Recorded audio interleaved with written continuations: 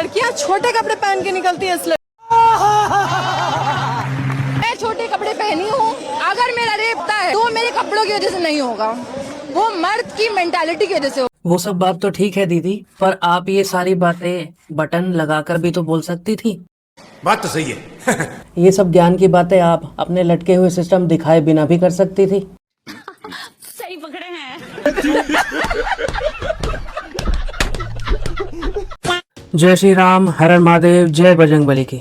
बहुत बहुत स्वागत है आप सभी का आज के वीडियो में, आपके अपने सनातनी चैनल द रोस्ट बाबा पे। और मैं आपका भाई सुमित स्वागत करता हूं आप सभी का आज के इस वीडियो में। तो हमेशा की तरह वीडियो को लाइक कर दीजिए, कमेंट में प्रभु का नाम लिख दीजिए और वीडियो में अंत तक बने रहिएगा। चलिए वीडियो आरंभ करते हैं। तो साथियों, सबसे पहले आप इस जहरीली जातिवादी नीली गाय की बातें सुनिए। गंगा जल को पवित्र जल मानती है, पीती गंगा। मैं गंगा जल को पानी मानती हूँ, मेरे लिए वो पानी है भाई। तो वैसे ये नीली गाय बात तो सही कह रही है।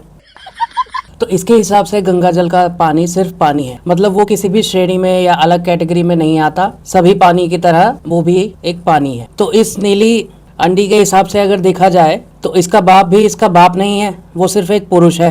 समझ रहे हो? इसका बेटा भी इसका बेटा नहीं, वो सिर्फ एक पुरुष है। समझ रहे हो? इसका पति भी इसका पति नहीं, वो सिर्फ एक पुरुष है। इसका भाई भी इसका भाई नहीं, वो बस एक पुरुष है।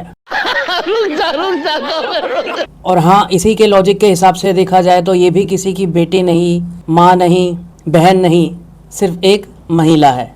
बात तो सही है। तो जैसे पानी को कैटेगराइज नहीं किया जा सकता इसके हिसाब से, वैसे इसको भी कैटेगराइज नहीं कर सकते। जैसे इसके नज़रिए से वो सब पुरुष हैं, वैसे ही उनके नज़रिए से ये सिर्फ एक महिला है। तो ये सभी पुरुषों को एक ही नज़र से देखती है, बाप, भाई, बेटा, इसका मतलब सब खुला है, कोई आओ कोई जाओ। समझ रहे हो? जैसे कि अपने मज़हब में होता है। इस्लाम की कुछ खूबसूरत बातें। फुफ्फो के इंतकाल के बाद फुफ्फा से निकाह जायज है, खालू के खाला के इंतकाल के बाद खालू से निकाह जायज है। तो भाई 32 डिग्री वालों से आप उम्मीद भी क्या कर सकते हैं, इसी तरह का ज्ञान इनके पास हो सकता है।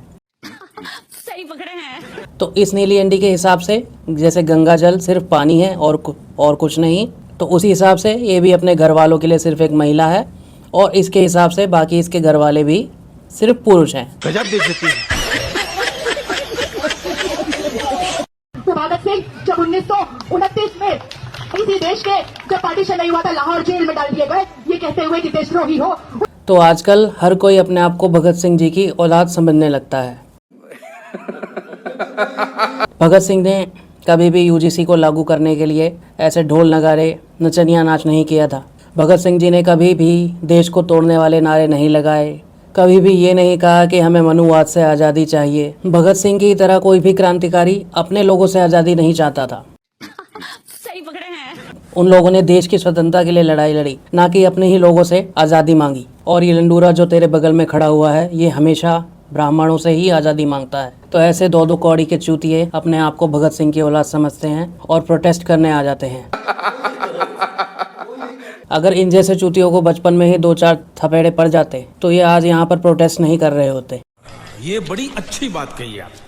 अरे लड़ाई लड़नी है तो संसद में घुसने के लिए लड़ो, मंदिरों में तो कुत्ते भी घुस जाया करें। बात तो तू बिल्कुल सही कह रहा है बुढ़ाऊ।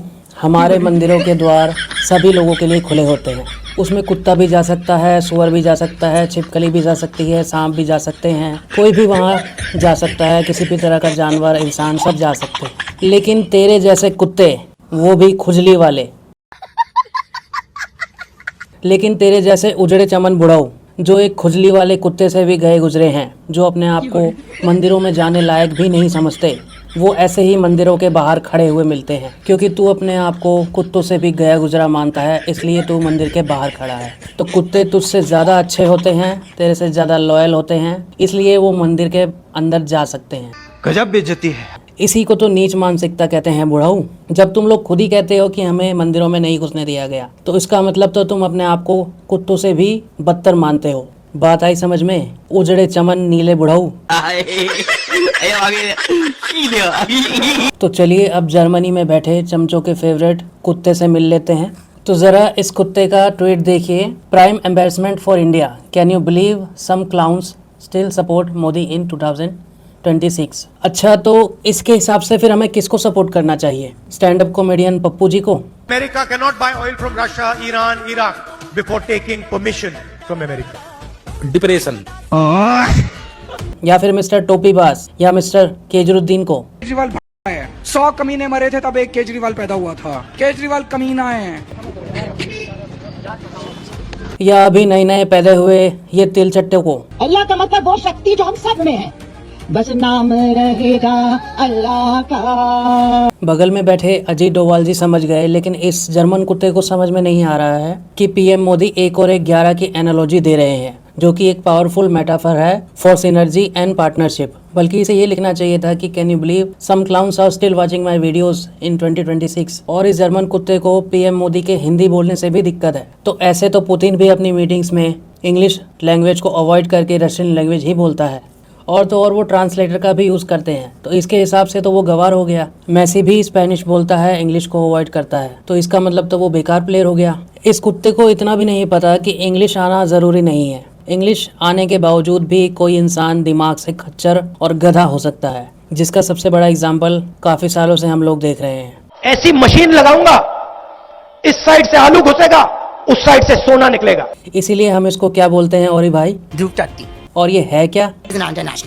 तो जब भी मोदी जी किसी विदेश दौरे पे जाते हैं और वहाँ उनकी खूब वाहवाही होती है, तो उसे देखकर इसकी और इसके जैसे ढेर सारे कुत्तों की जल जाती है। और वहाँ पर जाकर जब पीएम मोदी कितनी सारी ट्रेड डील्स करते हैं, बिजनेस डील्स करते हैं, डिफेंस की डील्स करते हैं, उन देशों और हमारे देशों के बीच जो के संबंध को जो जोड़ते हैं, उसे ये कुत्ते कभी भी नहीं दिखाते, क्योंकि उससे फिर तो ये प्रो मोदी कहलाने लगेंगे, और जो इनके चाटुकार चमचे होते हैं वो इनसे नाराज हो जाएंगे। तो ऐसे कैंसर कुत्तों से आपको बच के रहना चाहिए।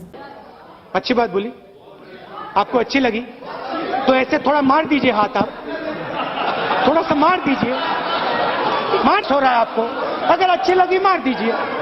तो साथियों, आज के वीडियो के लिए इतना ही। वीडियो कैसा लगा लाइक करना, कमेंट करना और वीडियो को दोस्तों के साथ शेयर कर देना। चलिए, आपका भाई मिलेगा आपसे अगले वीडियो में। अपना ध्यान रखिए, हमेशा अपने देश और धर्म से प्यार करते रहिए। जय हिंद, जय हिंदू राष्ट्र, जय जय श्री राम।